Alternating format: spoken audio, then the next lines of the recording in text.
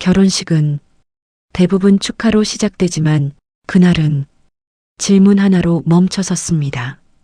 엄마, 저 결혼하면 저 사람 어머니랑 같이 살아야 한대. 신부 대기실 문은 닫혀 있었고 밖에서는 의자가 끌리는 소리와 사람들이 자리를 잡는 소리가 끊기지 않고 들려왔습니다. 결혼식 시작까지 10분 남은 순간이었습니다. 나는 바로 아무 말도 하지 못한 채 딸을 바라보고만 있었습니다. 딸은 웃지도 울지도 않은 얼굴로 내 대답을 기다리고 있었습니다. 그 짧은 침묵 사이로 머릿속에 스친 건 축하도 식순도 아니었습니다. 이 문을 열고 나가면 돌아올 수 없는 선택 하나가 이미 끝나 있다는 사실이었습니다. 이 결혼은 시작을 축하해야 할 일이 아니라 누군가는 반드시 멈춰야 할 일이 될지도 모른다는 생각이 그때 처음 들었습니다. 이 이야기는 결혼식을 멈춘 한 어머니의 이야기이자 딸을 혼자 세워두지 않기로 한 사람의 선택에 대한 기록입니다. 이 이야기가 마음에 닿으신다면 끝까지 함께 해주세요. 구독과 좋아요는 다음 이야기를 이어가는데 큰 힘이 됩니다. 10분 남았다는 말을 들었을 때 나는 그 말이 시간을 알려주는 게 아니라 선택을 재촉하는 말처럼 들렸다. 신부 대기실 문은 닫혀 있었고 안에서는 아무 소리도 나지 않았다. 이미 모든 준비는 끝난 상태였다. 드레스도 머리도 표정도 거울 앞 의자는 비어 있었고 이제 남은 건 문을 열고 나가는 일뿐이었다. 그 조용한 공간에서 딸은 나를 바라보고 있었다. 웃지도 울지도 않은 얼굴이었다. 결혼식을 앞둔 신부의 얼굴이라기보다 말 한마디를 꺼내기까지 시간을 고르고 있는 사람의 표정이었다. 엄마, 아주 낮은 목소리였다. 주변 소리에 묻힐까봐 의도적으로 낮춘 것처럼 들렸다. 저 결혼하면 저 사람 어머니랑 같이 살아야 한대. 그 말은 설명도 아니었고 상담도 아니었다. 이미 정해진 사실을 지금에서야 전하는 늦은 통보처럼 들렸다. 나는 바로 대답하지 못했다. 딸이 묻고 싶은 건 가능하냐가 아니라 괜찮다고 말해줄 수 있냐라는 걸 이미 알고 있었기 때문이다. 신부 대기실 안은 이상할 만큼 조용했다. 문 하나를 사이에 두고 밖에서는 하객들이 자리를 잡고 있었을 것이고 사회자는 리허설을 마쳤을 것이다. 모든 일정은 정상적으로 흘러가고 있었다. 이 대기실 안에 대화 하나만 빼고는 그 얘기 언제 들었어? 내 질문에 딸은 고개를 숙인 채 잠시 말을 고르다 대답했다. 아까, 아주 아까. 그 짧은 대답 하나로 나는 모든 상황을 이해했다. 이 결혼은 충분히 이야기된 뒤 내려진 결정이 아니라 식이 시작되기 직전까지 밀려온 선택이었다. 문득 이런 생각이 들었다. 지금 이 문을 열면 딸은 신부가 되겠지만 문을 닫아두면 나는 이 결혼을 망친 사람이 될지도 모른다는 생각. 10분 뒤면 돌이킬 수 없다. 이 선택은 누군가의 인생을 시작시키거나 누군가의 인생을 멈추게 할 것이다. 나는 딸을 바라봤다. 아버지 없이 내 손으로 키운 아이였다. 중요한 결정 앞에서 늘 혼자 책임지려 했던 아이였다. 그 순간 나는 분명히 알았다. 지금 이 결혼에서 누군가는 반드시 나쁜 사람이 되어야 한다면 그건 딸이 아니라 나여야 한다는 걸 알았다. 그 말은 허락도 설득도 아니었다. 이 상황을 더 미루지 않겠다는 결단에 가까웠다. 나는 신부 대기실 문을 바라봤다. 열어야 할 문이 아니라 지금은 막아야 할 문처럼 보였다. 그리고 그때부터 이 결혼은 시작되는 이야기가 아니라 멈춰야 하는 이야기가 되었다. 신부 대기실 문을 열기 전 나는 복도 끝에 놓인 의자에 잠시 앉았습니다. 서 있으면 마음이 더 급해질 것 같았고 앉아 있으면 생각을 정리할 시간이 조금이라도 생길 것 같았기 때문입니다. 결혼식장은 이미 움직이기 시작한 상태였습니다.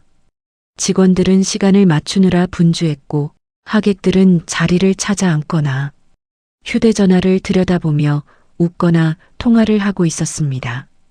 모든 것이 예정된 순서대로 흘러가고 있었고 그 흐름을 멈출 수 있는 사람은 아무도 없는 것처럼 보였습니다. 그 소리들 속에서 나는 이상하게도 혼자 떨어져 있는 느낌이 들었습니다. 이 복도에서만 시간이 조금 느리게 흐르는 것 같았습니다. 나는 가방에서 휴대전화를 꺼냈다가 다시 넣었습니다. 누군가에게 전화를 걸어 이 상황을 설명한다고 해서 지금 당장 바뀌는 건 없을 거라는 걸 이미 알고 있었기 때문입니다. 친한 사람에게 하소연을 한다고 해도 결국 이 결혼식장 안에서 판단을 내려야 하는 사람은 나 하나뿐이라는 생각이 들었습니다. 그 사실이 마음을 더 무겁게 만들었습니다. 딸과 결혼 준비를 하며 나눴던 대화들이 하나씩 떠올랐습니다. 식장 위치, 날짜, 하객 명단 같은 이야기는 여러 번 했지만 결혼 이후의 생활에 대해서는 깊게 이야기한 적이 거의 없었습니다. 사는 문제나 가족과의 거리 같은 이야기는 괜히 꺼냈다가 분위기를 흐릴까봐 아직 정해진 게 없을 거라 생각해서 자연스럽게 뒤로 미뤄두었습니다. 그때는 그 선택이 배려라고 생각했지만 지금 와서는 확인하지 않은 책임처럼 느껴졌습니다. 의자에서 일어나 신부 대기실 쪽으로 걸어가며 나는 스스로에게 물었습니다. 이 결혼에서 내가 할 수 있는 역할은 어디까지인지, 부모로서 지켜야 할 선은 무엇인지, 이미 날짜도 장소도 사람들도 다 모인 이 상황에서 내가 할 수 있는 말이 과연 의미가 있을지에 대해서도 생각해 보았습니다. 하지만 동시에 아무 말도 하지 않는 건 역시 하나의 선택이라는 생각이 들었습니다. 신부 대기실 문을 열자 안쪽은 생각보다 조용했습니다. 딸은 거울 앞에 앉아 있었고 드레스를 입은 모습이 낯설게 느껴졌습니다. 화장을 마친 얼굴에는 긴장과 설렘이 함께 묻어 있었고 내가 들어오는 걸 보자 잠깐 웃으며 말을 걸었습니다. 엄마, 어디 갔다 왔어? 나는 바로 대답하지 못하고 딸 옆에 놓인 의자에 앉았습니다. 딸의 얼굴을 바라보며 어떤 말부터 꺼내야 할지, 어디까지 말해야 할지를 잠시 고민했습니다. 결혼식 직전에 이런 이야기를 꺼내는 것이 옳은지에 대한 망설임도 있었지만 이미 복도에서 들은 말이 머릿속에서 계속 맴돌고 있었습니다. 조금 이야기할 게 있어. 그 말이 끝나자 딸의 표정이 미묘하게 바뀌었습니다. 아무 말은 하지 않았지만 눈빛에서 긴장감이 분명히 느껴졌습니다. 나는 복도에서 사위에게 들은 말을 차분하게 전했습니다. 결혼하면 같이 살 거라는 말, 이미 집을 알아봤다는 이야기, 그리고 그것이 질문이 아니라 통보처럼 들렸다는 사실까지 하나도 빼놓지 않고 말했습니다. 딸은 내 말을 듣는 동안 한 번도 나를 바라보지 않았습니다. 거울 속 자신의 얼굴만 계속 바라보고 있었고 손에 쥔 작은 티슈를 천천히 접었다 폈다를 반복하고 있었습니다. 방 안에는 우리 둘의 숨소리만 남았고 그 침묵은 생각보다 길게 느껴졌습니다. 엄마, 그건 우리가 나중에 이야기하려고 했어. 그 말을 듣는 순간 나는 이미 이 결혼에 대한 중요한 결정들이 나를 제외한 채 이루어졌다는 걸 알게 되었습니다. 나중에라는 말은 결혼식이 끝난 뒤를 의미했고 그때는 선택의 여지가 거의 남아있지 않을 거라는 것도 분명했습니다. 나는 딸에게 왜 지금이 아니었는지 물었고 딸은 잠시 망설이다가 조용히 대답했습니다. 엄마가 싫어할 것 같아서. 그 대답은 솔직했고 그래서 더 명확했습니다. 딸은 내 반응을 이미 예상하고 있었고 그 반응을 피하기 위해 이 이야기를 미뤄왔다는 사실이 고스란히 드러났습니다. 나는 그 말을 듣고 더 다그치지 않았습니다. 다만 분명히 말해야 할 한 가지는 남아 있었습니다. 엄마는 결혼이 끝난 뒤에 처음 알게 되는 선택을 그냥 받아들이지는 못해. 그 말에 딸은 아무 대답도 하지 않았습니다. 대기실 밖에서는 다시 한번 식시작 안내 방송이 들려왔고 시간이 많지 않다는 사실이 조용히 우리를 압박하고 있었습니다. 나는 자리에서 천천히 일어났습니다. 이제 더 이상 미룰 수 있는 단계는 아니라는 걸 알고 있었기 때문입니다. 신부 대기실을 나와 복도로 다시 섰을 때 나는 바로 결정을 내리지 않았습니다. 결정을 내리기 전에 확인해야 할 것들이 아직 남아있다는 생각이 들었기 때문입니다. 결혼식이라는 건 두 사람만의 일이 아니라는 걸 나는 오래전부터 알고 있었습니다. 그래서 더더욱 이 상황을 혼자 판단해서는 안 된다고 느꼈습니다. 복도 끝에서 사위 될 사람을 다시 불렀습니다. 그는 전화를 받다가 내가 부르는 소리에 고개를 들었습니다. 표정에는 큰 변화가 없었고 마치 내가 무엇을 물을지 이미 알고 있는 사람처럼 보였습니다. 아까 말한 이야기 말인데요. 내 말에 그는 고개를 끄덕이며 조금 떨어진 곳으로 따라 나왔습니다. 결혼식장 소음이 덜 들리는 공간이었고 그 덕분에 말소리가 또렷하게 들렸습니다. 그럼 어머님이랑은 상의가 된 건가요? 그 질문은 비난도 아니었고 따지는 말도 아니었습니다. 단순히 확인이 필요했을 뿐이었습니다. 그는 잠시 말을 고르듯 시선을 피했다가 대답했습니다. 아직요. 결혼하고 나서 말씀드리려고 했습니다. 그 말에서 나는 이 결혼이 얼마나 많은 나중에 위에 쌓여 있는지를 느꼈습니다. 지금이 아니면 안 되는 이야기들을 모두 뒤로 미뤄둔 채 결혼식부터 치르려는 태도처럼 느껴졌습니다. 왜 하필 같이 사는 건가요? 이번에는 질문을 더 분명히 했습니다.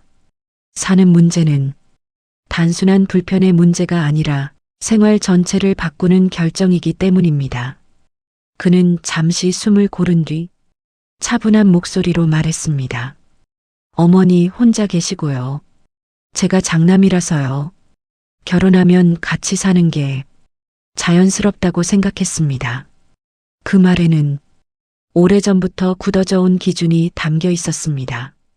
누군가와 상의해서 만들어진 기준이 아니라 스스로 당연하다고 여겨온 생각처럼 들렸습니다. 그럼 딸은 그 선택에 동의한 건가요? 이 질문에 그는 이번에는 바로 대답하지 못했습니다. 그 짧은 침묵이 나에게는 충분한 대답처럼 느껴졌습니다. 반대하지는 않았습니다. 그는 그렇게 말했지만 그 말은 동의와는 다른 의미였습니다. 반대하지 않았다는 말이 찬성했다는 말과 같지 않다는 걸 나는 잘 알고 있었습니다. 나는 더 이상 말을 잇지 않았습니다. 대신 그가 한 말들을 하나씩 머릿속에서 정리하고 있었습니다. 장남이라는 이유, 어머니가 혼자라는 사정, 이미 정해졌다는 태도, 이 모든 것들 사이에서 딸의 선택은 분명히 뒤로 밀려 있었습니다. 그때 대기실 쪽에서 신부 측 친척 한 명이 급하게 다가와 말했습니다. 어머님, 이제 곧 입장 준비하셔야 한대요. 그 말 한마디에 상황은 다시 속도를 내기 시작했습니다. 마치 지금의 대화를 여기까지로 끝내라는 신호처럼 느껴졌습니다. 나는 고개를 끄덕였지만 마음은 전혀 정리되지 않았습니다. 결혼식은 사람들을 앞으로 밀어붙이는 힘이 있었고 그 힘 앞에서 개인의 고민은 사소한 지연처럼 취급되고 있었습니다. 다시 신부 대기실로 돌아오는 길에 나는 딸의 얼굴을 떠올렸습니다. 아까보다 더 굳은 표정으로 거울을 바라보고 있던 모습이 머릿속에 남아 있었습니다. 이 결혼이 딸에게 어떤 의미인지, 그리고 이 선택이 앞으로의 삶에 어떤 영향을 미칠지에 대해 나는 더 이상 모른 척할 수 없었습니다. 지금 이대로 결혼식이 진행되면 모든 문제는 결혼식 이후의 몫이 될 것입니다. 그때는 이미 돌이킬 수 없는 선택들이 사실이 되어 있을 겁니다. 나는 그 사실을 분명히 인식하고 있었습니다. 신부 대기실로 다시 들어갔을 때 공기는 아까보다 더 무겁게 가라앉아 있었습니다. 딸은 여전히 거울 앞에 앉아 있었지만 손에는 아무것도 쥐고 있지 않았습니다. 마치 이제 더 손댈 것도 더 고칠 것도 없다는 듯한 모습이었습니다. 나는 문을 닫고 조용히 안쪽으로 들어갔습니다. 밖에서 들리던 소음이 한순간에 차단되자 대기실 안의 정적이 오히려 더 또렷해졌습니다. 딸은 거울 속으로 내 모습을 확인하더니 천천히 고개를 돌려 나를 바라봤습니다. 엄마, 무슨 얘기했어? 그 질문에는 이미 어느 정도 예감이 섞여 있었습니다. 나는 바로 대답하지 않고 의자에 앉아 숨을 한 번 고른 뒤 사위와 나눴던 대화를 차례로 설명했습니다. 장남이라는 이유, 어머니가 혼자라는 사정, 이미 정해진 것처럼 말하던 태도까지 내가 들은 그대로를 하나도 빼지 않고 전했습니다. 딸은 말을 끊지 않았습니다. 다만 이야기가 끝날 즈음 입술을 한번 꼭 다물었고 그 작은 움직임이 지금 마음이 어떤 상태인지를 보여주고 있었습니다. 엄마, 그 사람 나쁜 뜻은 아니야. 딸은 그렇게 말했지만 그 말은 변명이 아니라 스스로를 설득하려는 말처럼 들렸습니다. 나는 그 말에 바로 반응하지 않았습니다. 대신 조용히 물었습니다. 그럼 너는 어떻게 살고 싶은데? 그 질문에 딸은 잠시 말을 잇지 못했습니다. 결혼 준비 내내 누군가에게 직접 그렇게 물어본 적이 없다는 듯 표정이 굳어 있었습니다. 처음부터 같이 사는 건 솔직히 생각해 본 적 없어. 그 대답은 망설임 끝에 나온 말이었고 그래서 더 솔직하게 들렸습니다. 나는 그제야 이 결혼이 얼마나 많은 미확인 위에 올라가 있는지를 실감했습니다. 그런데 왜 아무 말도 안 했어? 딸은 한참을 침묵하다가 천천히 말을 꺼냈습니다. 결혼식 앞두고 이런 얘기하면 다 틀어질까봐 무서웠어. 그 말은 설명이라기보다 두려움에 가까웠습니다. 사람을 잃을까 봐서가 아니라 지금까지 쌓아온 모든 준비가 한순간에 무너질까봐 겁이 났다는 게 분명히 느껴졌습니다. 대기실 밖에서는 다시 한번 식 진행 관련 안내가 들려왔습니다. 시간이 흐르고 있다는 사실이 말없이 우리를 재촉하고 있었습니다. 나는 그 소리를 들으며 딸에게 더 묻지 않았습니다. 이미 충분히 많은 것을 들었기 때문입니다. 잠시 후 사위가 대기실 문 앞에 섰습니다. 문을 두드리는 소리가 유난히 크게 들렸고 딸은 그 소리에 잠깐 몸을 굳혔습니다. 문을 열자 사위는 안으로 들어오지 않고 문 앞에 서서 말했습니다. 이제 곧 입장해야 한다고 해서요.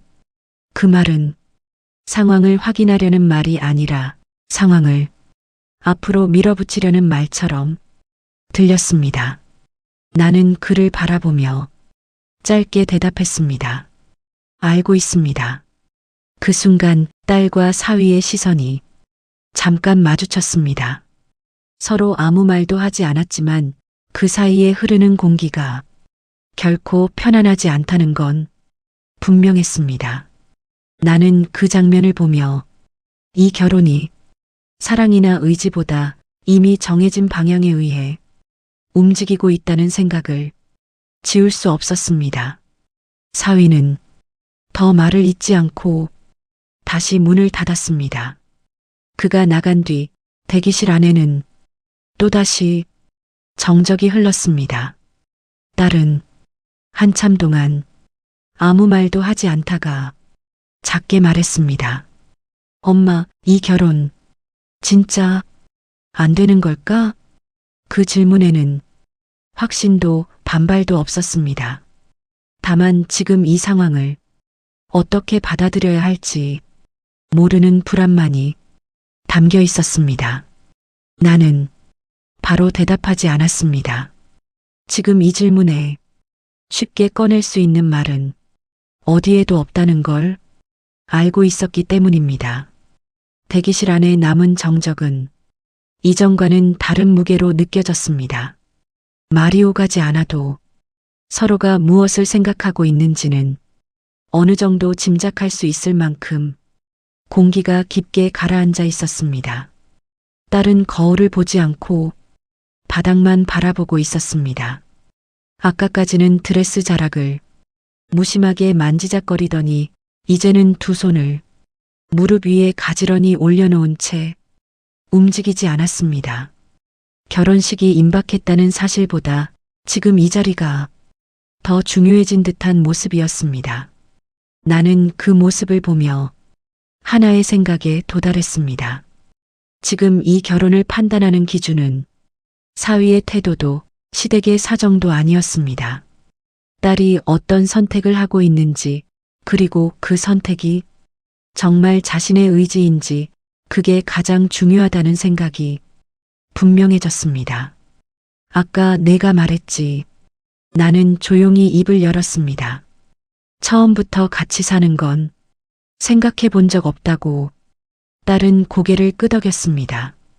그 움직임은 작았지만 망설임 없이 나왔습니다. 그럼 지금은 어때?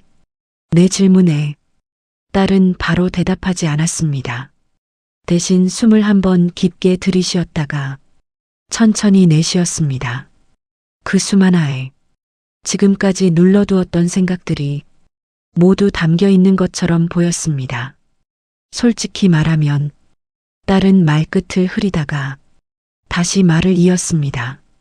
결혼식이 여기까지 와서, 이제 와서 뭘 바꿀 수 있나 싶었어. 그 말은 포기와도 비슷했고 체념에 더 가까웠습니다. 나는 그 표현이 이 상황의 본질이라는 걸 느꼈습니다. 딸은 선택하고 있는 게 아니라 이미 흘러온 방향을 그대로 받아들이고 있었습니다. 그건 선택이 아니야. 나는 단정적으로 말했습니다. 그건 그냥 흘러가는 거야. 딸은 그 말을 듣고 처음으로 나를 제대로 바라봤습니다. 눈빛에는 놀람과 함께 어딘가 안도하는 기색이 섞여 있었습니다. 마치 누군가 대신 자기가 느끼고 있던 감정을 정확하게 정리해 준 것처럼 보였습니다. 결혼은 참고 버티는 걸로 시작하면 안 돼. 나는 말을 이어갔습니다. 지금 불편한 걸 나중에 괜찮아질 거라고 스스로 속이면서 시작하는 건 너무 많은 걸 미리 포기하는 거야. 딸은 입술을 깨물었다가 작게 고개를 끄덕였습니다. 그 반응은 결정을 내렸다는 신호라기보다는 지금까지 외면해왔던 생각을 비로소 인정하는 모습에 더 가까웠습니다. 잠시 후 대기실 밖에서 식시작이 임박했다는 안내가 다시 들려왔습니다. 그 소리는 이전보다 더 분명했고 시간이 거의 남지 않았다는 사실을 명확하게 알려주고 있었습니다. 나는 그 소리를 들으며 마음을 굳혔습니다. 이제는 상황을 더 분석하거나 설명할 필요가 없다는 걸 알았습니다. 중요한 건 누가 옳으냐가 아니라 누가 이 선택을 감당할 수 있느냐였습니다. 이건 내 인생이야. 나는 딸에게 말했습니다. 엄마가 대신 살아줄 수도 없고 누가 대신 책임져 줄 수도 없어. 딸은 한참을 말없이 앉아 있다가 조용히 입을 열었습니다. 엄마, 나 지금 이대로는 자신이 없어.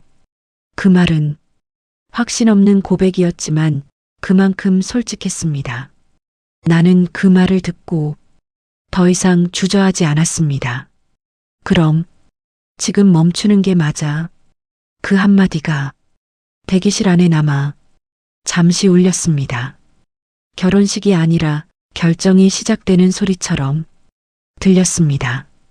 결정이 내려졌다는 말은 아직 누구의 입에서도 분명하게 나오지 않았지만 대기실 안의 공기는 이미 이전과 달라져 있었습니다. 아무도 큰 소리를 내지 않았고 누군가를 설득하려는 말도 없었습니다. 그 대신 모두가 같은 방향을 바라보며 서서히 현실을 인식하고 있는 상태였습니다. 딸은 의자에서 일어나지 않았습니다. 드레스 자락이 바닥에 고요히 퍼져 있었고 그 위에 앉아 있는 모습은 지금 이 상황에서 움직이는 것 자체가 또 다른 결정을 의미하는 것처럼 보였습니다. 나는 그 모습을 보며 이 침묵이 이 결혼을 향한 마지막 망설임일지도 모른다는 생각이 들었습니다. 잠시 후 대기실 문이 다시 열렸습니다. 이번에는 사위 혼자가 아니었습니다.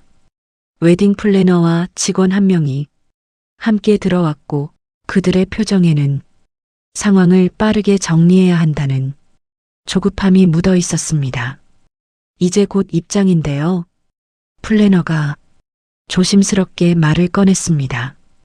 혹시 준비가 조금 더 필요하신가요? 나는 그 질문이 준비에 대한 질문이 아니라는 걸 알고 있었습니다. 이 결혼식이 정상적으로 진행될 수 있는지에 대한 확인이었습니다. 딸은 그 질문에 아무 말도 하지 않았습니다. 대신 나를 바라봤습니다. 그 시선에는 도움을 바라는 마음과 함께 이미 마음속 결정을 알아달라는 뜻이 겹쳐 담겨 있었습니다. 나는 한 걸음 앞으로 나섰습니다. 그리고 최대한 차분한 목소리로 말했습니다. 지금은 입장을 할 수 없는 상황입니다. 그 말이 나오자 대기실 안의 공기는 순간적으로 얼어붙었습니다. 플래너는 잠시 말을 잇지 못했고 직원은 서로 눈치를 보며 다음 말을 기다리는 표정이었습니다. 무슨 문제가 있으신지 플래너가 다시 물었지만 나는 그 질문에 자세한 설명을 하지 않았습니다. 지금 필요한 건 이유가 아니라 결과였기 때문입니다. 결혼식을 진행하지 않기로 했습니다. 그 말은 크게 외치지 않아도 충분히 무거웠습니다. 그 자리에 있던 사람들 모두가 그 의미를 즉시 이해했습니다. 잠시 후 사위가 대기실 문 앞에 나타났습니다. 그는 상황을 눈치챈 듯 표정이 굳어 있었고 플래너와 나를 번갈아 바라봤습니다. 무슨 얘기입니까? 그의 목소리에는 당황과 분노가 섞여 있었습니다. 나는 그를 향해 같은 말을 되풀이하지 않았습니다. 대신 짧게 말했습니다. 이 결혼은 지금 이 상태로는 할 수 없습니다.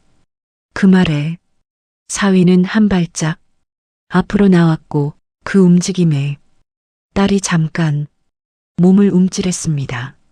나는 그 모습을 보고 이 결정이 이미 늦었다는 확신을 더 굳혔습니다. 지금 이게 무슨 말씀이세요? 사위의 목소리는 점점 높아졌습니다. 하객들도 다 와 있고 이제 곧 시작인데 나는 그 말을 끝까지 듣지 않았습니다. 대신 차분하게 대답했습니다. 그래서 지금 멈추는 겁니다. 그 말은 사과도 아니었고 설득도 아니었습니다. 이 상황을 더 앞으로 밀어붙이지 않겠다는 선언에 가까웠습니다. 대기실 밖에서는 점점 소란이 커지고 있었습니다. 상황을 전달받은 사람들의 웅성거림이 들렸고 누군가는 급하게 전화를 걸고 있었습니다. 결혼식장은 더 이상 축하의 공간이 아니라 중단된 일정으로 변해가고 있었습니다. 딸은 여전히 아무 말도 하지 않았습니다. 하지만 고개를 숙인 채 눈을 감고 있는 모습에서 지금 이 순간이 얼마나 큰 용기가 필요한 선택이었는지는 분명히 느껴졌습니다. 나는 그 곁에 서서 이 결정이 우리 모두에게 어떤 대가를 남길지 알고 있었습니다. 관계는 틀어질 것이고 원망도 남을 것이며 이날은 오랫동안 기억 속에 남을 겁니다. 그럼에도 불구하고 나는 이 선택을 되돌릴 생각이 없었습니다. 지금의 추락이 앞으로의 삶 전체를 지키기 위한 것이라는 걸 알고 있었기 때문입니다. 결혼식이 중단되었다는 사실은 순식간에 웨딩홀 전체로 퍼져나갔습니다. 복도에서는 더 이상 웃음소리가 들리지 않았고 사람들의 표정에는 당혹과 불편함이 번갈아 스쳐 지나갔습니다. 누군가는 상황을 이해하려 했고 누군가는 이해하려는 시도조차 하지 않았습니다. 그 짧은 시간 안에 축하와 기대는 사라지고 수군거림과 질문이 자리를 대신하고 있었습니다. 나는 딸과 함께 대기실 안에 그대로 남아 있었습니다. 밖으로 나가면 수많은 시선과 말들이 한꺼번에 쏟아질 걸 알고 있었기 때문입니다. 지금 이 순간만큼은 무엇보다 딸이 혼자 남겨지지 않는 게 중요하다고 느꼈습니다. 딸은 드레스를 입은 채 의자에 앉아 있었습니다. 아까보다 어깨가 조금 더 처져 있었고 손은 무릎 위에서 가만히 깍지를 낀 채 움직이지 않았습니다. 울지도 화를 내지도 않았습니다. 그 고요함이 오히려 지금 상황의 무게를 더 선명하게 드러내고 있었습니다. 잠시 후 문을 두드리는 소리가 조심스럽게 들렸습니다. 이번에는 웨딩 플래너가 혼자 들어왔습니다. 아까보다 훨씬 조심스러운 표정이었고 말을 꺼내기 전 잠시 숨을 고르는 모습이 눈에 들어왔습니다. 일단 하객분들께는 개인 사정으로 일정이 변경됐다고 안내했습니다. 나는 고개를 끄덕였습니다. 그 말이 어떤 의미를 담고 있는지 굳이 설명을 듣지 않아도 알고 있었습니다. 개인 사정이라는 말 안에 얼마나 많은 오해와 추측이 담길지도 이미 짐작하고 있었습니다. 플래너는 더 말을 잇지 않고 잠시 머뭇거리다가 조용히 대기실을 나갔습니다. 문이 닫히자 공기는 다시 가라앉았습니다. 딸은 그제야 작게 입을 열었습니다. 엄마, 사람들 다 뭐라고 할까?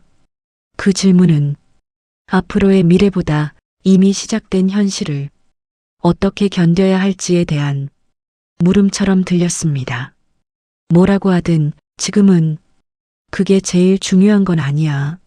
나는 그렇게 말했지만 마음이 편한 건 아니었습니다. 이 결정이 얼마나 많은 관계를 흔들지 이미 충분히 알고 있었기 때문입니다. 잠시 후 대기실 밖에서 사위의 가족으로 보이는 사람들의 목소리가 높아지는 게 들렸습니다. 누군가는 설명을 요구했고 누군가는 책임을 따지려 했습니다. 그 소리들은 문 하나를 사이에 두고 있었지만 충분히 또렷하게 전해졌습니다. 딸은 그 소리를 듣고 잠깐 고개를 숙였습니다. 그 모습에서 미안함과 두려움이 함께 느껴졌습니다. 엄마, 내가 너무 이기적인 거야? 나는 그 질문에 바로 대답하지 않았습니다.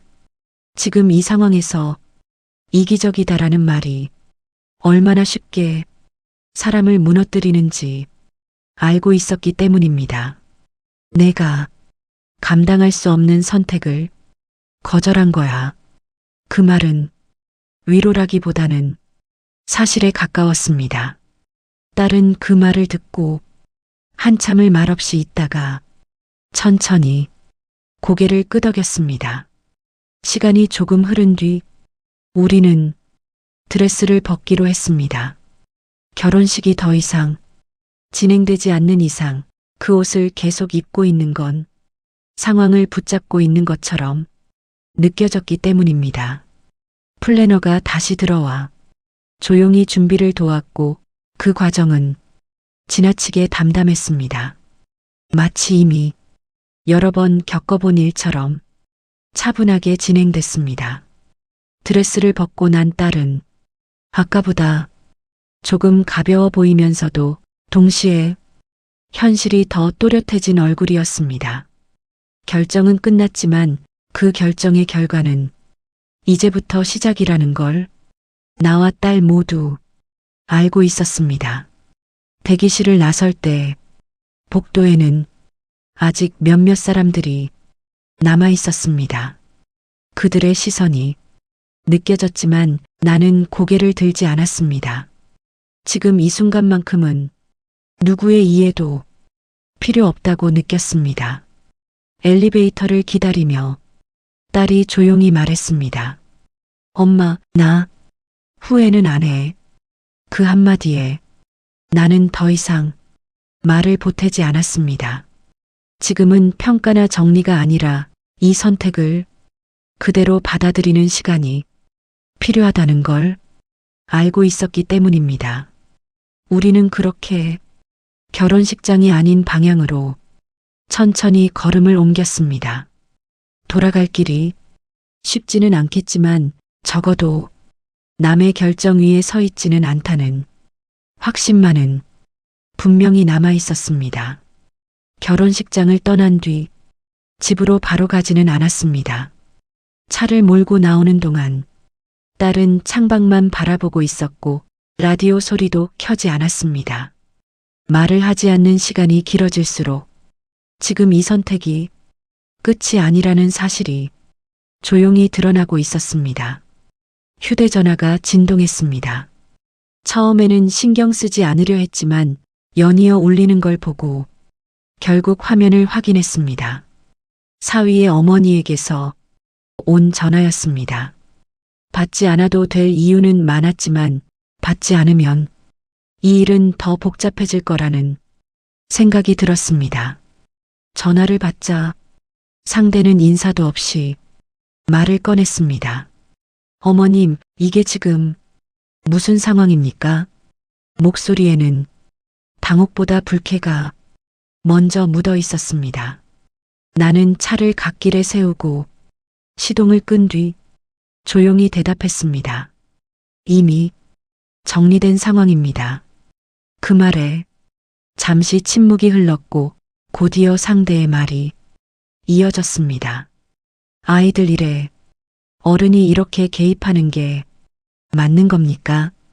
그 질문은 이해를 구하는 말이 아니라 책임을 묻는 말처럼 들렸습니다. 나는 변명하지 않았습니다. 대신 사실만을 말했습니다.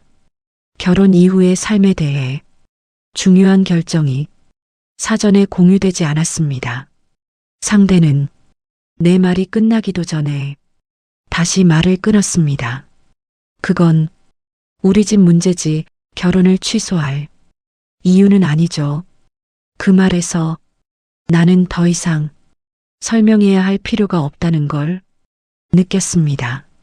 지금 이 대화는 합의를 위한 자리가 아니라 누가 물러나야 하는지를 정하려는 과정이었기 때문입니다. 그래서 결혼을 멈췄습니다.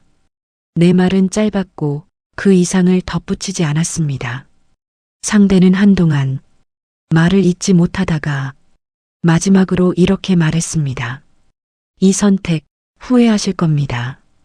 전화를 끊고 나서 차 안에는 다시 정적이 흘렀습니다. 딸은 내가 통화를 끝냈다는 걸 알고도 아무 말도 하지 않았습니다. 괜히 묻지 않아도 대화의 방향을 짐작하고 있는 듯 했습니다. 잠시 후 딸이 조용히 말했습니다. 아까 그 말, 나중에 후회할 거라는 말. 나는 고개를 끄덕였습니다.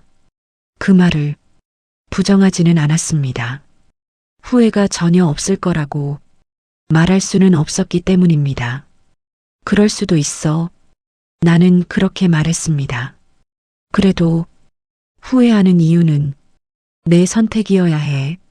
딸은 그 말을 듣고 잠깐 눈을 감았다가 다시 떴습니다. 그 표정에는 결심이라기보다는 받아들임에 가까운 기색이 담겨 있었습니다. 집에 도착했을 때 이미 해는 많이 기울어 있었습니다.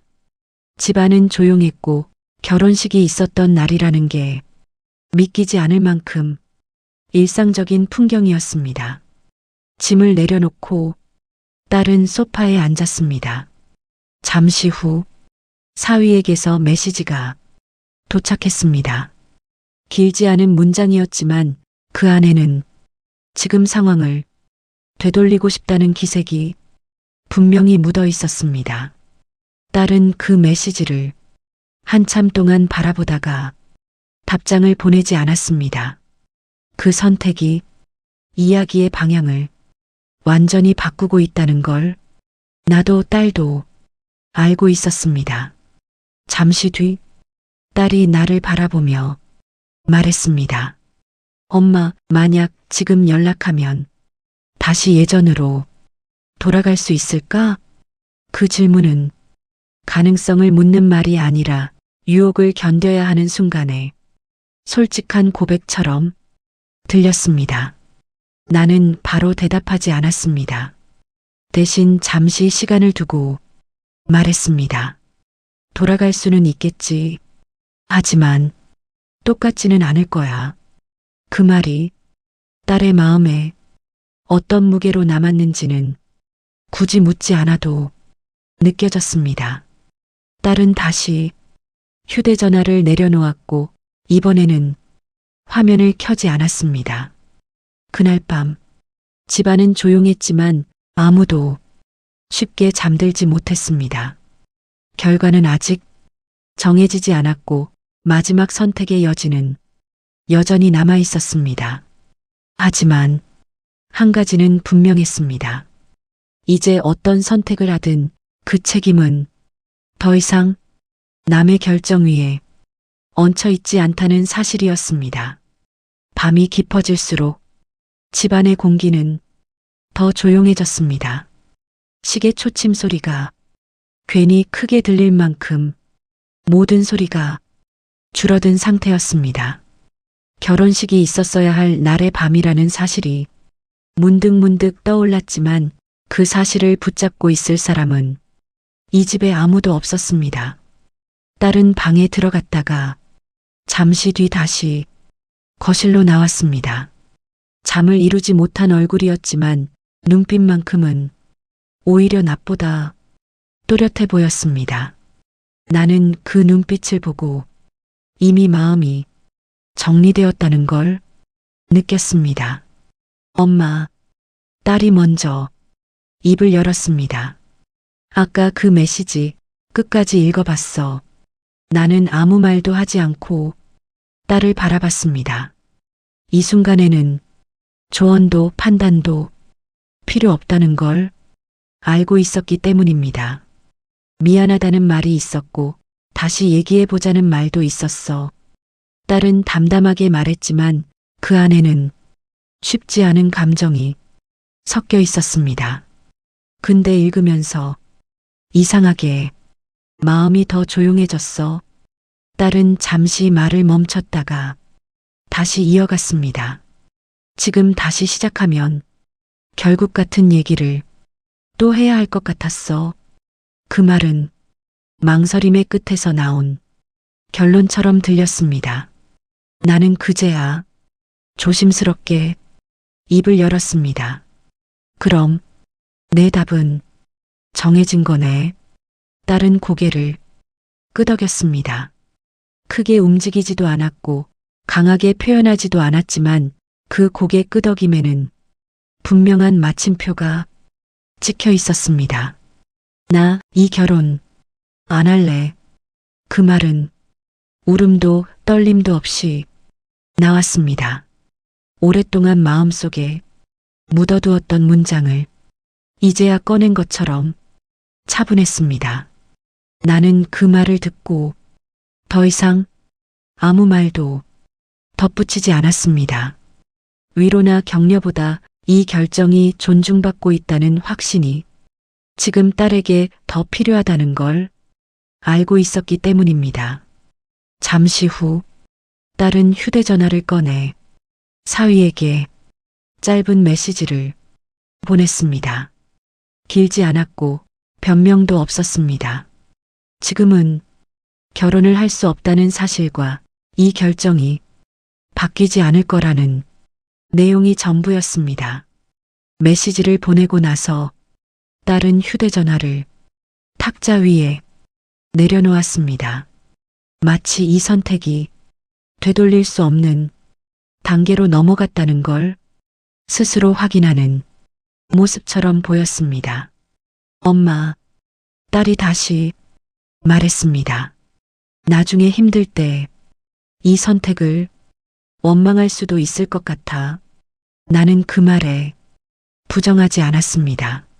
삶의 선택이 항상 정답으로만 남지는 않는다는 걸 알고 있었기 때문입니다. 그래도 그때는 지금의 내가 왜 이 결정을 했는지 기억하면 돼. 딸은 그 말을 듣고 작게 웃었습니다.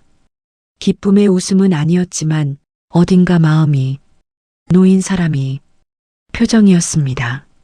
그날 밤 우리는 늦은 시간까지 같은 공간에 앉아 있었습니다. 결혼식 이야기가 아니라 앞으로의 생활에 대한 현실적인 이야기들을 나눴습니다. 집을 정리하는 문제, 당분간의 계획, 그리고 다시 일상으로 돌아가는 방법들. 결혼이 끝난 게 아니라 하나의 가능성이 정리되었을 뿐이라는 사실을 서로가 자연스럽게 받아들이고 있었습니다. 새벽이 가까워질 무렵 딸은 방으로 들어가며 말했습니다. 엄마, 오늘 멈추지 않았으면 난 평생 나 자신한테 미안했을 것 같아. 그 말을 듣는 순간 나는 이 선택이 누군가를 이긴 결과가 아니라 한 사람이 자기 자신을 지켜낸 결과라는 걸 확실히 느꼈습니다. 집안의 불이 하나둘 꺼지고 긴 하루가 끝났습니다. 결혼식은 없었지만 대신 돌아갈 수 없는 선택 하나가 조용히 자리를 잡았습니다. 그리고 그 선택은 비극도 승리도 아닌 그저 한 사람의 인생에서 필요했던 멈춤으로 남게 되었습니다. 그날 이후 우리 집은 크게 달라지지 않았습니다. 아침은 여전히 비슷한 시간에 시작됐고 식탁 위 풍경도 이전과 같았습니다.